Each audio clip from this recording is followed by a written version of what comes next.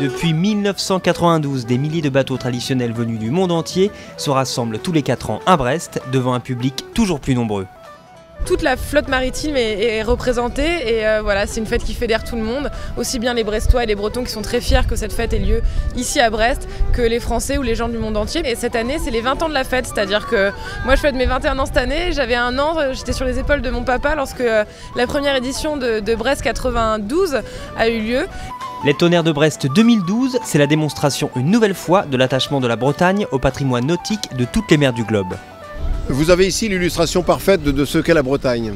Donc une forte identité avec son territoire et son domaine maritime, extrêmement fier d'être breton, et également cette ouverture qu'a toujours eu la Bretagne sur le monde extérieur, et exportant nos valeurs, mais aussi important toute la culture de ce monde.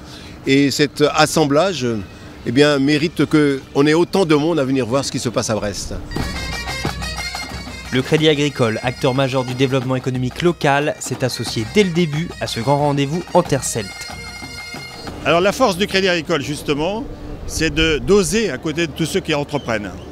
Et dès 92, il a fallu oser puisqu'il s'agissait d'une petite fête, d'une première fête qui saluait la naissance de Laurie d'ailleurs au passage. Je crois que l'agriculture, le monde agricole et le monde maritime ont des valeurs communes.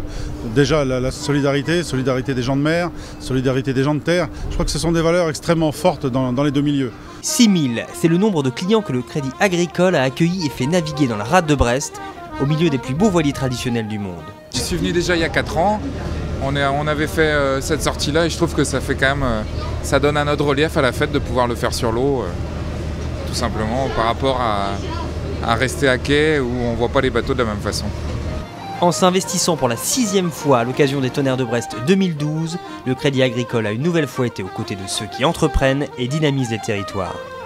Sans durée, sans accompagnement dans la durée, il n'y a pas d'accompagnement qui tienne pour ce qui nous concerne.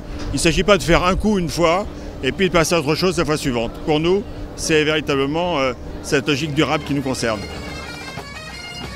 Rendez-vous donc à Brest en juillet 2016.